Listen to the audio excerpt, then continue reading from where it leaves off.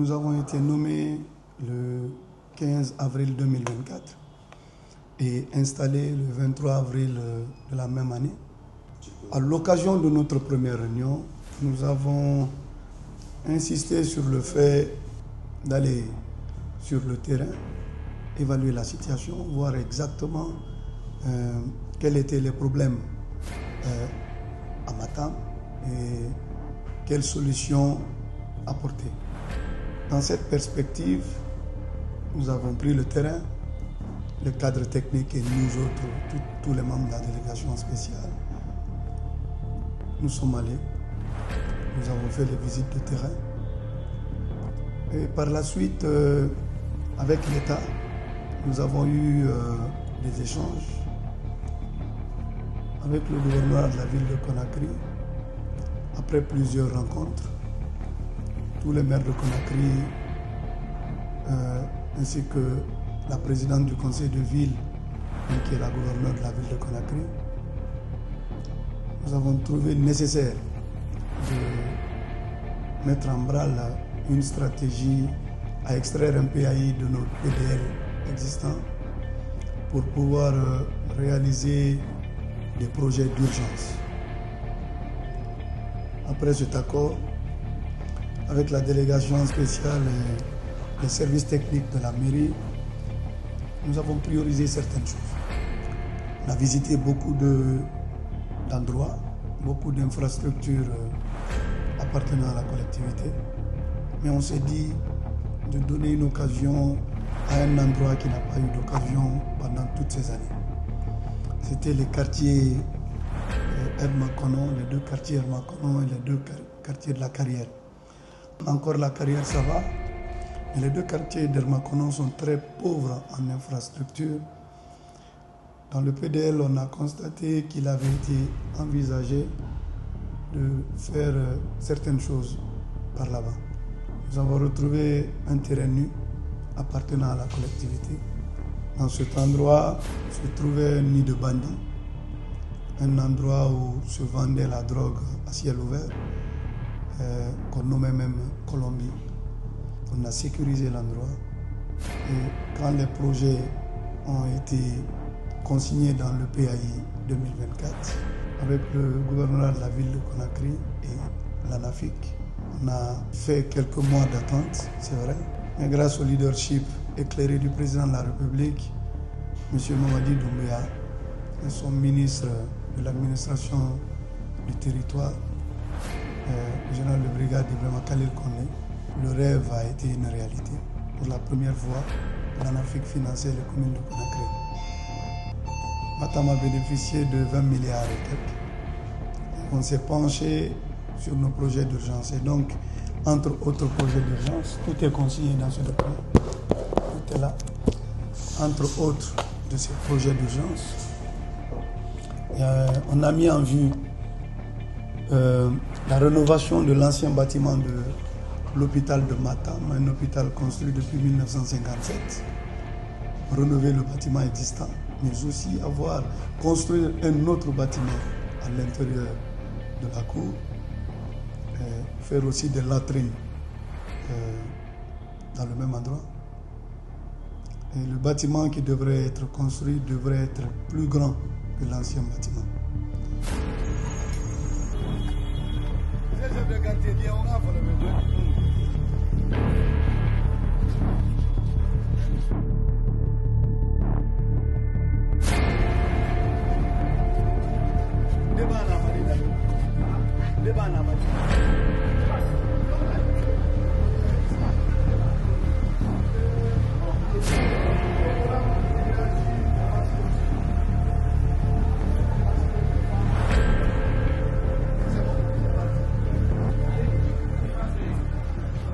Sinon, imaginez, depuis notre jeune âge jusqu'à aujourd'hui, si nous avions eu à penser à ce dispensaire qu'on appelle actuellement Centre de santé de Madina, ça a vraiment son goût.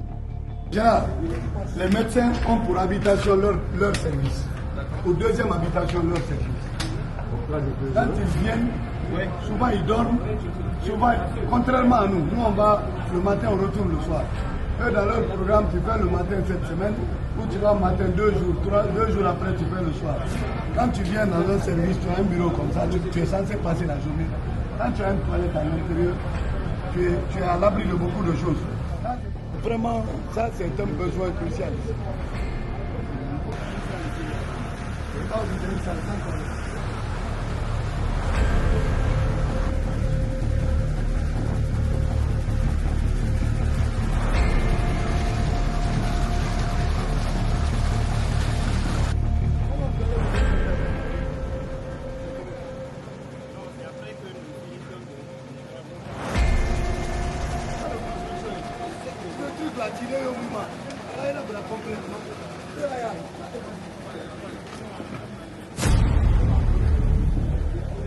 Il faut retenir que les populations actuelles sont plus nombreuses que celles d'avant. Cet endroit avait vraiment besoin de grandir pour qu'il puisse recevoir beaucoup plus de patients.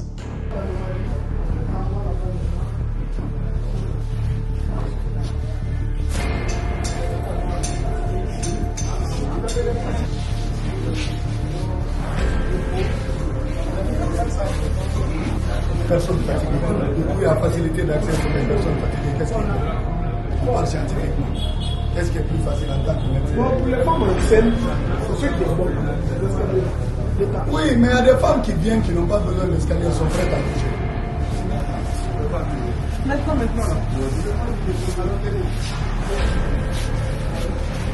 Ah, ça va me rappeler un peu de reprise là.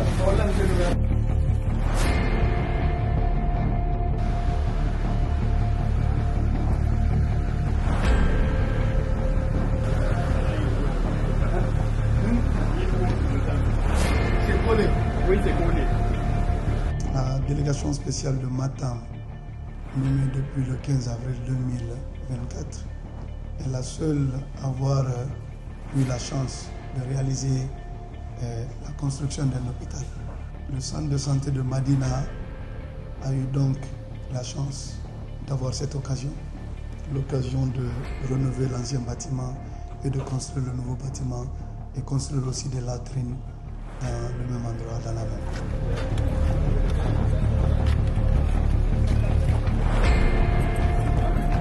Ouais.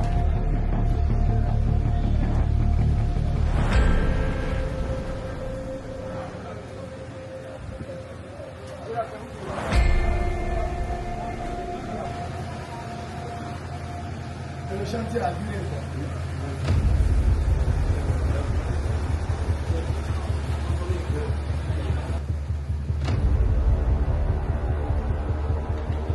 Quand tu es jusqu'ici,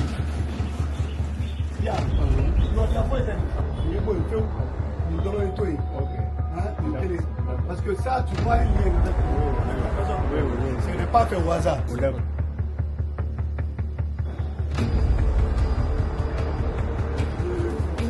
Même les deux qui sont là-haut, oui, personne n'a mis.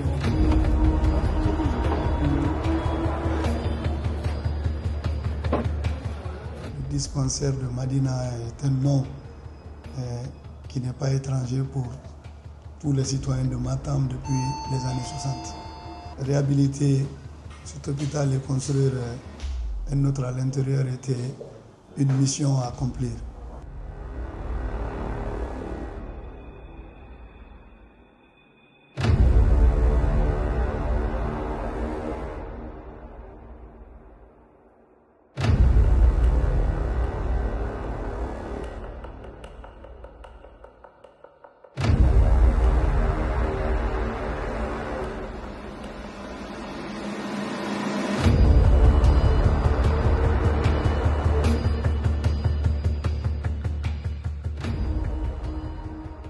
Ensuite, à Bonfim, il y avait une permanence. Entendez par permanence un endroit construit avec des tôles et tout ça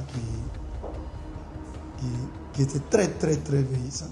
On a dit qu'il fallait aussi servir les quartiers de Bonfim. Les 5 Bonfim devraient aussi avoir une maison des jeunes.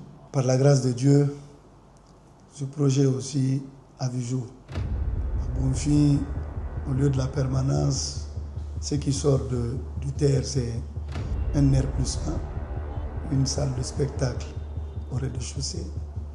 À l'étage, un restaurant, une salle informatique et des bureaux de l'administration de la maison des jeunes.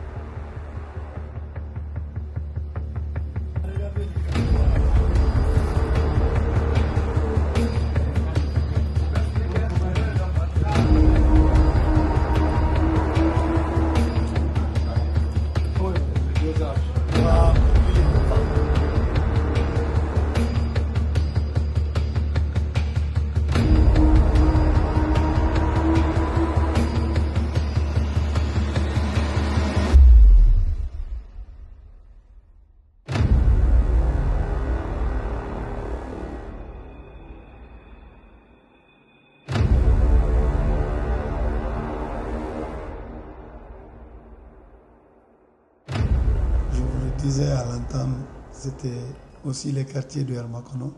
La seule école des deux Hermakono existe depuis plusieurs années. Avec, c'est un R+2, dans 6 classes. On a estimé qu'il fallait réaliser 2 fois ce qui existe.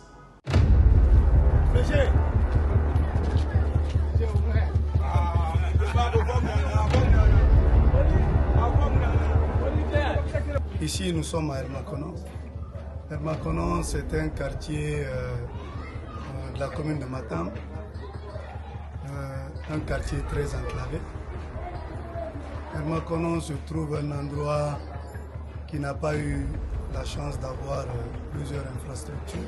Quand on lisait le PDL, on a trouvé nécessaire qu'il fallait doter aussi les quartiers de Hermakono de la carrière d'infrastructures.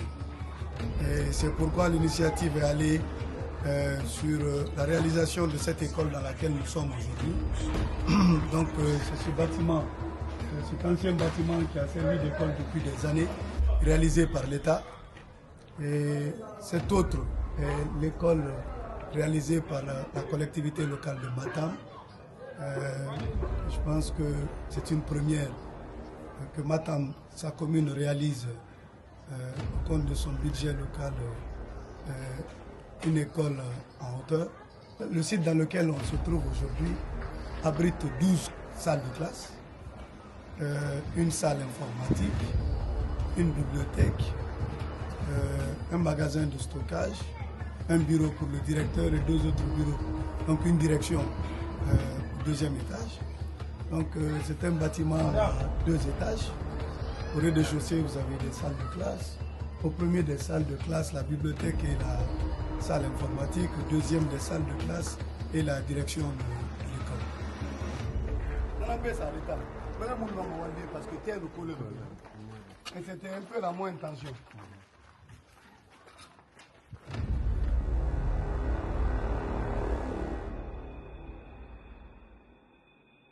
Donc nous allons aussi réhabiliter l'ancien bâtiment qui est très vieillissant.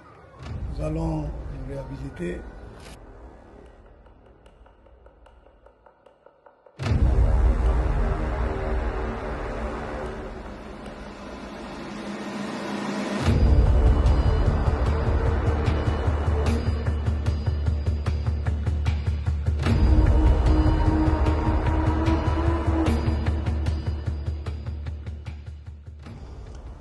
Et ça aussi, c'est une première. De l'histoire de Matam, c'est la première fois que la commune réalise une école en hauteur de 12 classes.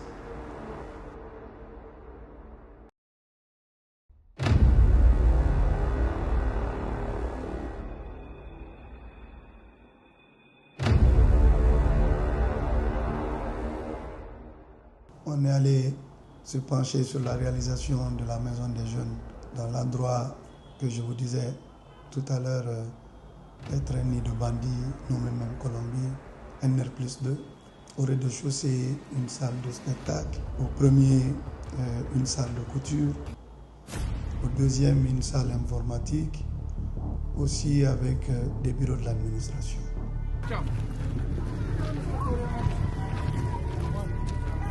On est toujours à Hermakono. Ici, derrière, c'est la maison des jeunes. Cet endroit était un endroit abandonné pour compte. Quand nous sommes arrivés, on s'est penché là-dessus. On a fait une visite. Après la visite, on a trouvé que c'était possible.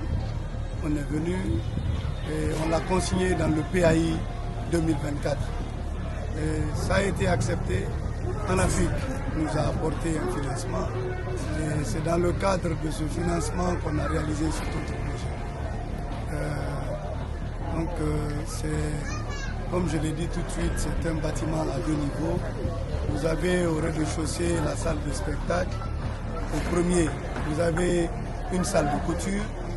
Au deuxième, vous avez une salle informatique.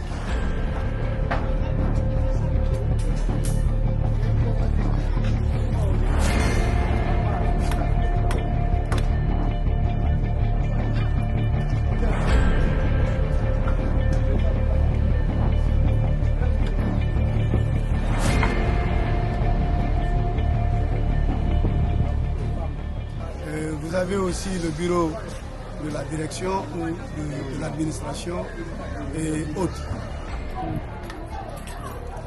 Salle de spectacle, magasin, salle de couture, bureau de l'administration, salle d'informatique.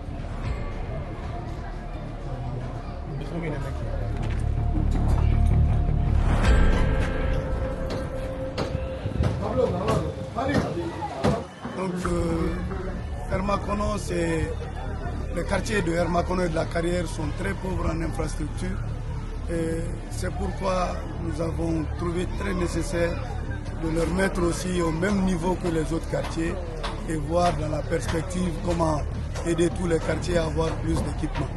Mais pour le moment, ceux qui n'en ont pas doivent l'avoir et les amener au niveau des autres, puis voir à l'avenir comment doter tous les autres quartiers de plusieurs infrastructures. Donc nous avons tenu faire cette visite. C'est un quartier qui connaît beaucoup de monde. C'est pourquoi même la réalisation de cette école a été une merveilleuse idée parce que le bâtiment qui était là n'avait que 6 classes. Nous avons rajouté 12 autres classes, ça fera 18 classes. Et je pense que cela pourra servir les populations des 2 Hermakono et voire même les quartiers à proximité qui sont les carrières.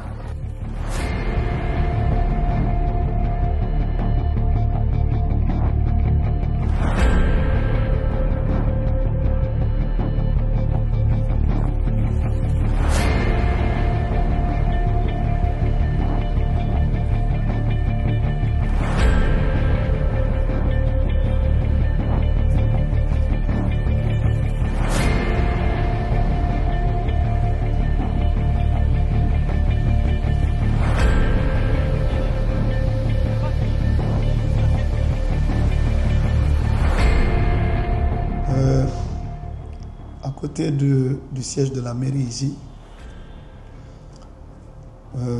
derrière, à l'arrière-cour, on avait un espace de 300 et quelques mètres carrés qui était occupé par certaines personnes autorisées par nos prédécesseurs.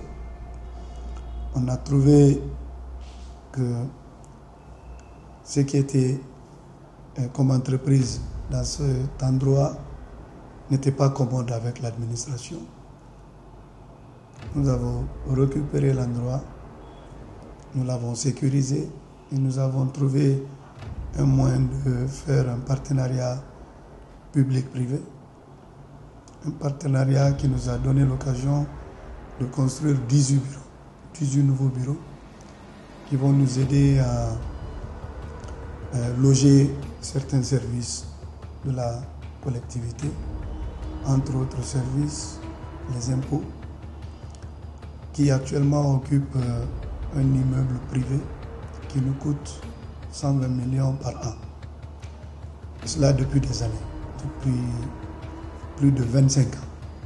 Et c'est une chose à corriger. Donc, dans les mois à venir, les impôts ne seront plus logés ailleurs, ils seront à la mairie ici et nous économiserons les 120 millions qui seront désormais consacrés à autre chose.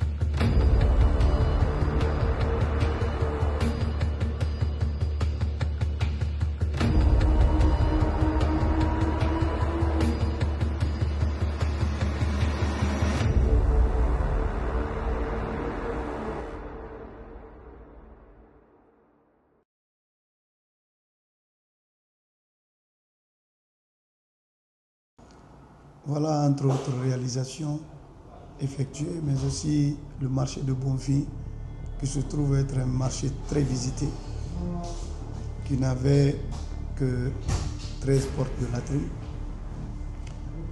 On a vu la possibilité de réaliser 28 autres en plus de 13. Mais quand on est arrivé, la surface sur laquelle nous comptions à l'époque réaliser cette infrastructure ne pouvait pas contenir les 28. Les ingénieurs ont trouvé qu'on avait la possibilité de réaliser que 13. Donc les 13 rajoutés aux 13 existants, nous avons eu 26 portes.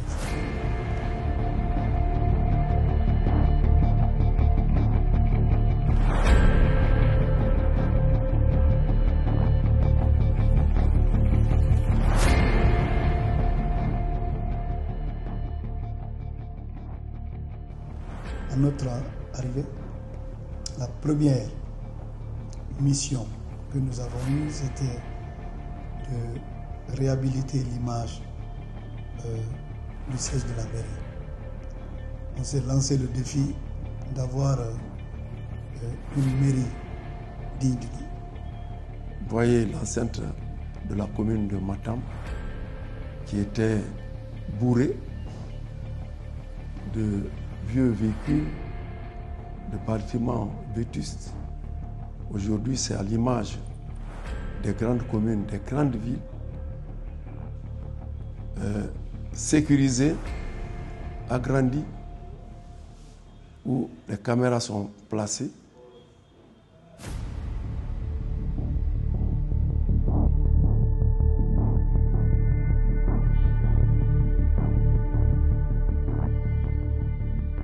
Aujourd'hui, cette enceinte-là permet à la jeunesse de se réjouir.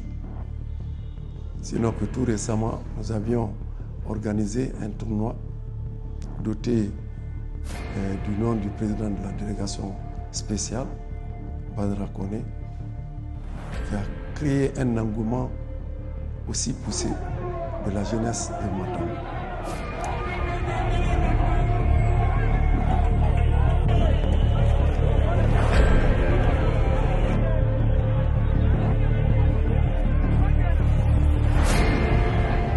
Le budget communal a permis aussi de refaire le bureau du maire, qui était très vieillissant.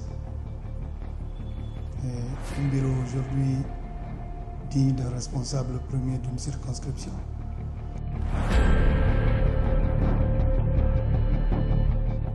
Nous venons d'effectuer une visite au niveau de ces différents projets qui sont en cours de réalisation et qui bientôt vont voir le jour.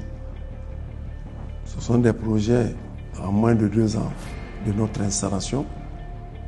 Nous avons pu faire ces travaux à 80, 90%, 70% de réalisation et qui bientôt vont voir le jour. C'est dire que quelque part, la commune de Matam, nous avons des ambitions de pouvoir mieux pousser.